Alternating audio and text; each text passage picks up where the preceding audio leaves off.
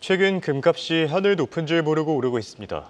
이런 가운데 원자재 시장에선 이상한 풍문이 하나 돌고 있다고 하는데요. 최근 금값이 오르는 이유가 바로 중국이 망할 수도 있다는 얘기 때문이라고 합니다. 이게 도대체 무슨 얘기인지 한국경제신문 한상춘 논설위원과 얘기 나눠보겠습니다. 안녕하십니까? 네, 안녕하십니까? 자, 최근 금 가격 상승세가 심상치가 않은데요. 정말 무서운 속도로 치솟고 있지 않습니까? 네, 먼저 민주당 전당대회 얘기를 예. 좀 잠시 해야 될 것 같아요. 우리가 인생에서 마지막이 끝날 때, 또 어떤 회사에 끝날 때 찝쩍거리지 않고 마지막 이렇게 아름답게 끝내주는 것이 예. 사실 인생에서 보면 큰 저건데요.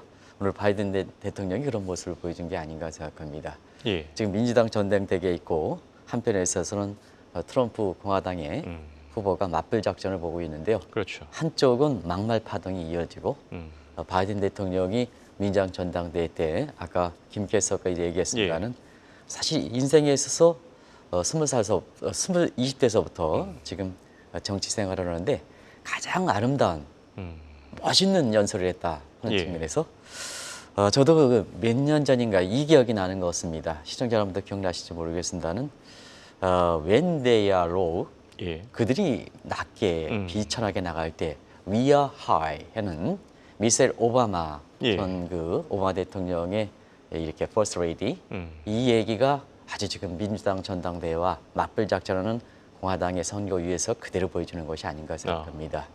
사실 이것이 미국의 얘기긴 하지만 미국이 이래서 선진국이고 미국이 이래서 사실 세계 최강국이 유지하는 배경이 아닌가 하는 생각입니다.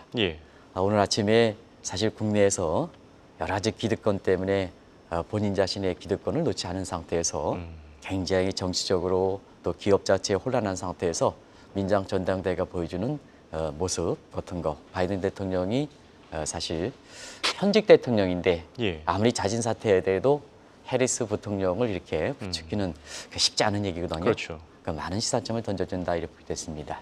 어찌됐든 금융시장은 증시는 시청자 여러분 내일 미국의 빅 이벤트 잭슨홀 미팅을 기다리는 모습을 이렇게 보이고 있는데요. 이제 뭐 빅컷 얘기가 단행하지 않고 오히려 인플레 재발, 그다음에 사실 금리 인상, 금리 인하에 대해서 신중한 견해들이 나온다 이렇게 보시면 되겠습니다. 아무래도 이제 오늘 가장 시장에서 관심이 됐던 것은 국제 금값이죠. 그렇죠. 사상 최고치가 행진을 했다는 것은 시청자 여러분 다 아시겠는데요. 이게 어느 정도 연결될 것이냐 하는 측면에서 해설할 수 있는 시간을 한번 찾아봤는데요. 오늘이 적당한 게 아닌가 생각합니다. 일단은 국제 금값은 절대 수준은 금시장 개설을 위해 2,500달러를 이제 처음으로 넘어섰죠. 그리고 상승 속도를 이렇게 보면 금의 상승 속도는 추세적으로는 2015년서부터 지속되어 온 거죠. 그런데 그 상승 속도를 한번 보니까 작년 10월 초서부터 지금까지가 상승 속도가 시장 개설에 가장 빠르다 이렇게 됐습니다. 두 가지 큰 기록을 갖고 있죠. 절대 수준, 사상 최고치, 행진이 지속되고 상승 속도가 빠르다. 그런데 지금 금값의 상승 추세는 이 52주를 보이고 있습니다는 굉장히 가파르죠. 그렇죠. 그리고 이것은 2015년서부터 지속되는 거다 이렇게 됐습니다. 자, 시청자 여러분 한번 최근에 그 국제 금값이 이렇게 절대 수준 높고 상승 속도 빠른 요인에 대해서 아마 이해를 못하실 거로 생각합니다. 왜냐하면 금은 많은 그 예측기관과 전문기관들이 인플레 해칭이다. 물가가 올라가면 그 해칭 차원에서 금수요가 증가해서 금값이 올라간다. 많이 보고서들이 그렇게 나왔습니다. 근데 문제는 시청자들이 의아하게 생각하는 것은 물가 잡히고 있죠. 그렇죠. 그러다음에 물가 잡히니까 피봇도 단행하죠. 미국도 뭐 피봇 얘기가 나오고 있는 상태에서 마지막으로 그러는데요. 사실 피봇을 단행하는 상태에서 왜 이렇게 국제 금값이 올라가느냐 하는 측면이거든요. 그래서 대부분 예측기관들이 거의 뭐 100% 예측기관들이 물가가 안정되면 금값이 하락할 것이다. 오히려 거꾸로 물가가 잡히는데도 불구하고 금값이 이례적으로 올라가고 그것도 상승 속도가 가장 빠르기 때문에 그 요인이 뭘까 하는 것을 한번 짚어보시는 것이 중요하지 않냐 생각합니다. 사실 뭐 종전의 이론으로만 따져보면은 인플레이션이 심화되는 시기에 금값이 올라가곤 했었죠. 인플레이션 해칭 수단이기도 하니까요. 그런데 지금 인플레이션이 하락하고 있는데도 금값이 계속 올라가고 있습니다. 그 요인들 자세하게 짚어주시죠. 최근에 국제금값이 올라가는 데에는 중동 정세 얘기를 많이 하는 것 같습니다. 또 미국의 금리 인하 얘기를 많이 하는 것 같습니다. 예. 피본 얘기 되겠죠. 그러면 중동 정세가 불안하면 금값보다 유가가 올라가야죠. 근데 뭐 김치현 PD께서 한번 보여주시겠습니다는 지금 중동 정세가 상당히 어렵고 그 다음에 이스라엘과 하마스 간의 전쟁뿐만 아니라 우크라이나 러시아 간의 전쟁도 상당히 양상한데 오늘 국제 유가 한번 보여주시기 바랍니다. 52주 그래프도 같이 한번 보여주시기 바랍니다. 예. 한번 준비가 될지 모르겠습니다는 유가 오늘 73달러입니다. 지금 한번 그래프 보십시오. 유가 올라가지 않지 않습니까? 이게 그렇죠. 이 수준이 그렇습니다. 중동 정세가 불안하니까 안전자산 선으로서 국제 금값이 올라간다. 잘못된 분석이라는 얘기입니다. 피봇 연초부터 나왔던 얘기입니다. 그렇죠. 뭐 새로운 얘기가 있습니까? 그래서 이 엔켈의 자금 청산 문제라든가 이런 것도 도식적으로 통계 수치도 확정되지 않은 상태에서 감으로 때려버리면 이런 현상이 나온다 이렇게 보겠습니다. 예. 그러면 2015년서부터 계속해서 국제 금값이 올라가는 데에는 보다 단기적인 측면에서 보다는 장기적 요인이 감안된 것이 아닌가. 가장 중요한 게 원자재 시장의 피크 세율이죠. 피크 세율. 금은 지금 새롭게 생산하는 양이 사금을 제외하고는 사실은 금광에서 새롭게 금을 생산하지 못하고 있습니다. 이게 피크 세율입니다. 예. 생산량이 정점이 되면 더 이상 생산이 늘어나지 않는다. 그러면 금은 희귀성이 뛰는 거죠. 금값 올라가는 게 되죠. 두 번째는 탈달러 문제죠. 그렇죠. 사회주 국가들이 이렇게 해서 이런 요인이다. 근데 단기적으로 중동 정세가 불안한데 유가도 안정돼 있는데 금값이 올라간다? 잘못된 분석이다. 피봇은 연초부터 2년 전부터 나온 얘기다. 이게 뭐냐? 최근에 금값이 올라간다? 그렇지는 않다 하는 것을 말씀드리겠습니다. 예. 그리고 또 한 가지는 자 지금은 통화정책 카오스죠. 시청자 여러분 아시겠습니다는 페드가 갈피를 못 잡죠. 파월도 갈피를 못 잡죠. 세계 중앙은행이자 그다음에 세계에서 가장 최후의 보류격인 페드가 갈피를 못 잡죠. 그러다 보니까 안정자산이 자 초불확실에서 안정자산을 선택해야 되는데 안정자산이 선택할 곳이 없는 거 아니겠습니까? 예. 지금 안정자산 어디서 하시겠습니까? 나중에 말씀드리겠으면 IMF 어제도 이틀 전에도 그렇죠. 얘기했습니다는 IMF 녹록치 않아 중국도 미국도 지금 국가 채무 상태가 녹록치 않아 중국도 국가 채무가 녹록치 않아 미국의 국채 달러 다 안전자산의 기능이 적어지는 거 아니겠습니까? 그러다 보니까 뭐냐 실물자산은 금에 대해서 안정자산의 손해 심리가 되면 거의 집중되는 거 아니겠습니까? 또 한 가지는 디지털 금이라 하는 비트코인도 지금 가격이 그렇게 올라가지 않지 않습니까? 예. 오늘도 비트코인 가격이 6만 달러 밑으로 이렇게 내리는 건데요.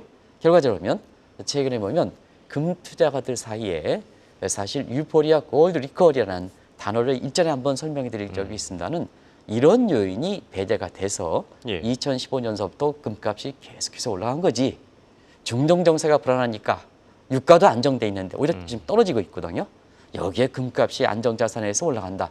이런 상황이라든가 피봇이라든가 이런 쪽의 얘기들은 사실은 그건 상시적인 얘기다 하는 예. 것을 말씀을 드리겠습니다. 알겠습니다.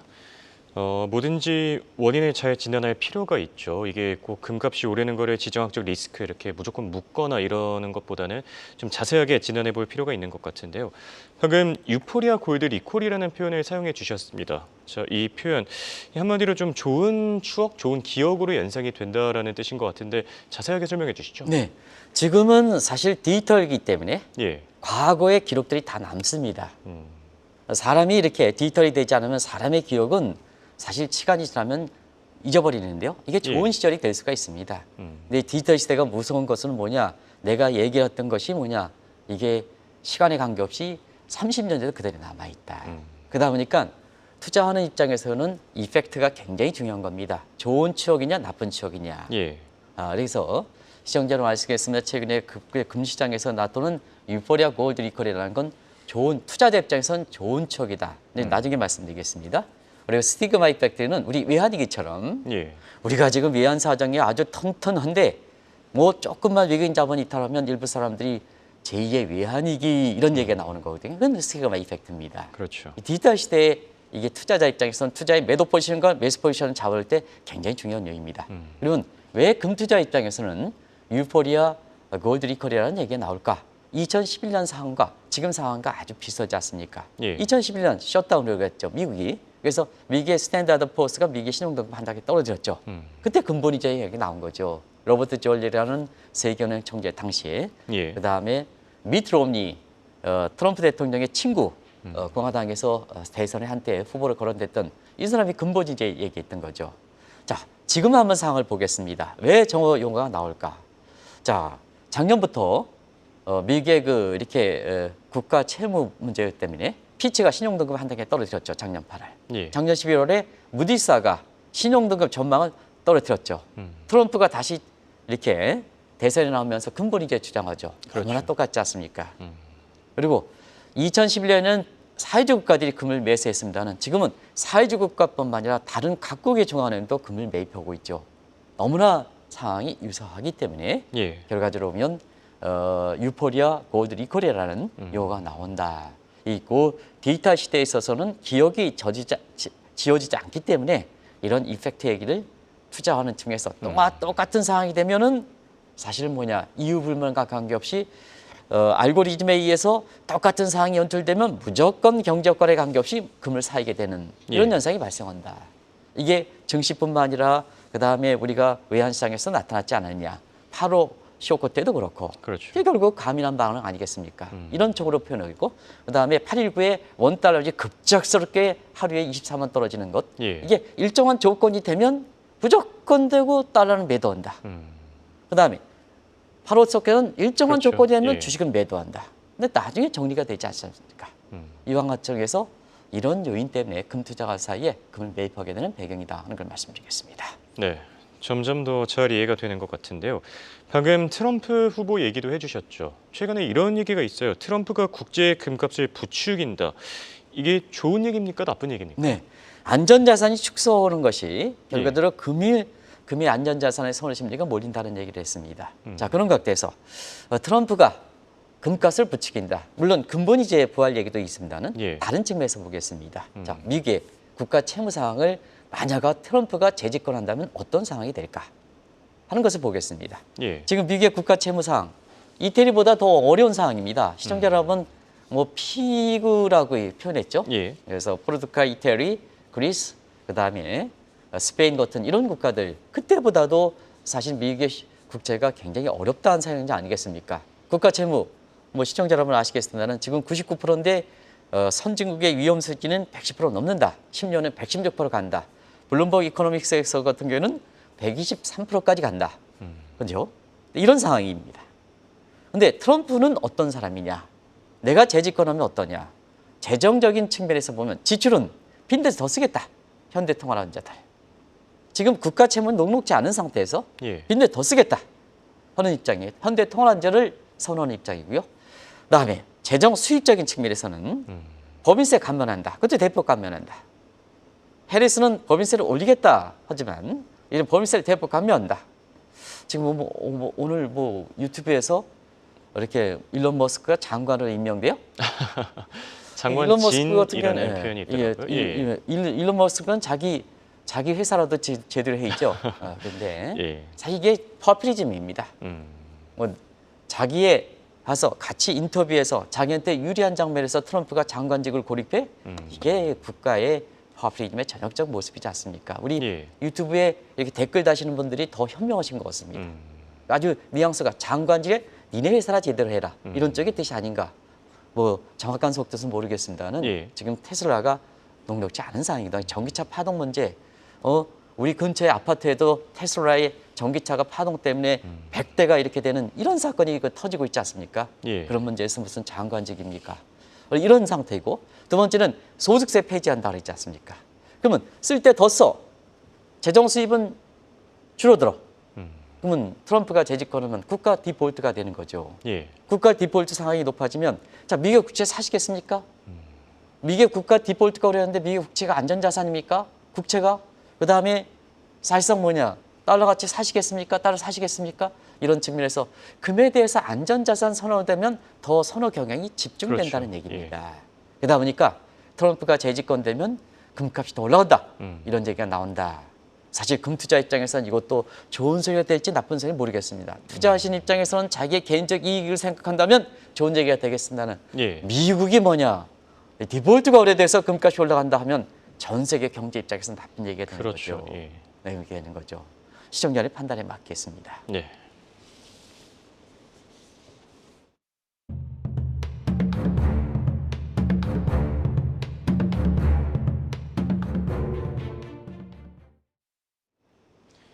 이번 주에는 잭슨홀 미팅이라는 빅 이벤트도 있습니다. 그 가운데 파월 의장의 발언이 상당히 주목받지 않을까 생각이 드는데요.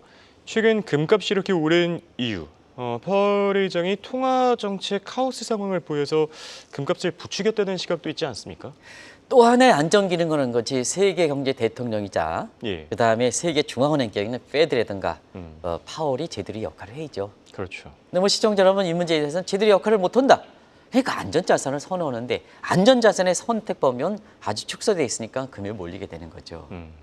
이번에 잭슨홀 미팅이 내일입니다는 예, 가장 많이 얘기한 통화 표준 얘기입니다.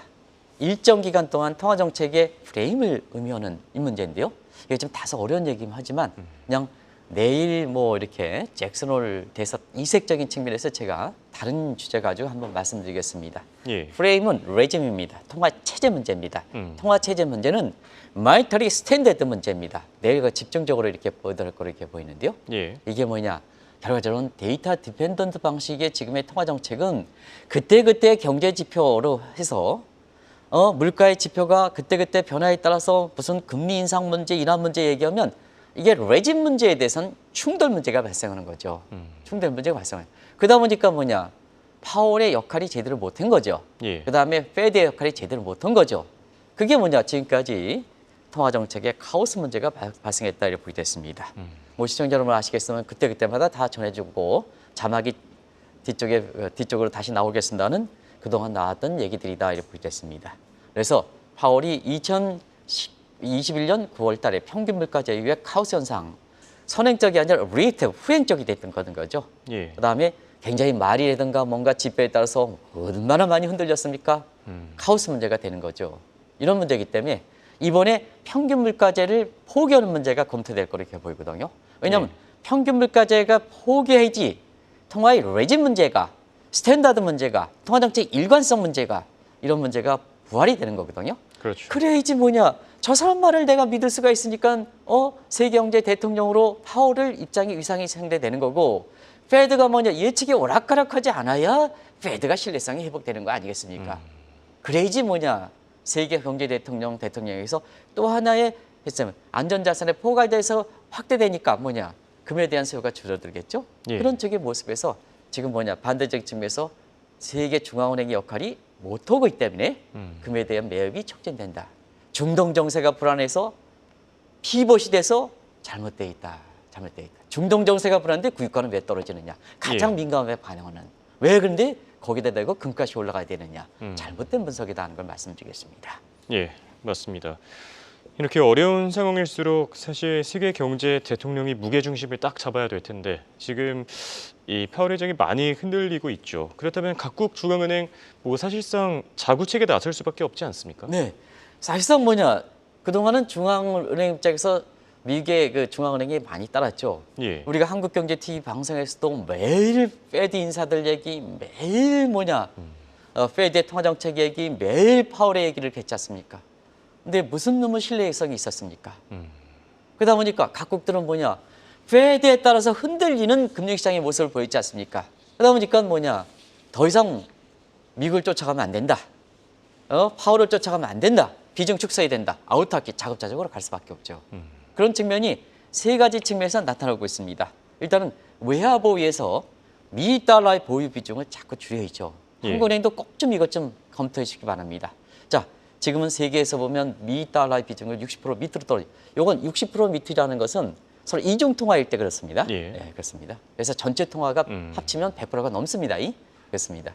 두 번째는 디지털 통화를 가져와요. 디지털 통화는 미 달러로 가져갈 필요는 없지 않습니까? 그렇죠. 결제 통화이고 디지털식으로 하니까 그런 측면에서 지금 미국을 제외하고 90% 이상이 디지털 통화로 가는 시점입니다. 예. 그리고 각국의 결제에서 보면 달러를 좀 하지 말라.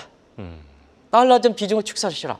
자국의 법정 통화의 위상을 증대시키면서 자국의 법정 통화의 위상을 이렇게 사실 서로 수합 간의 결제 비중이 높아지는 이런 추세였었죠. 그 예. 대표적인 게 위안화 수환 문제를 가져가는 결제 통화 방식인데 최근에 보면 중국이 지금 아주 녹록지 않지 않습니까? 그렇죠. 중국으로부터 좀 벗어나는, 그래서 세계 양대국에 해당되는 미국으로 벗어나는 움직임, 그게 외화보이든 디지털 통화든 결제 통화든 중국으로부터도 벗어나는 움직임, 이러는 과정이 지금 보이고 있다. 자, 한번 보겠습니다. 예. 그러면 세계에서 가장 안전한 국가라 하는 미국과 중국, 전부 국가 채무 문제 때문에 흔들리죠.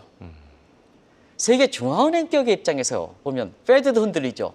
세계 경제 대통령의 입장에서는 파월도 흔들리죠. 예. 자, 초불확실성 시대다. 그러면 안전자산 하는데 어디로 가겠습니까? 금뿐이 없죠. 그렇죠. 그런 과정을 한번 지켜보실 필요가 있다는 것을 말씀드리겠습니다. 네. 자, 그리고 사실 오늘 내용의 주제가 되지 않을까 싶은데요. 자, 원자재 시장에서 풍문이 하나 돌고 있다고 합니다. 이렇게 금값이 오르는 이유가 중국이 망할 것을 대비하기 위해서 금을 사고 있다, 이런 소문이 돌고 있는데 왜 이런 시각이 나오는 겁니까? 네.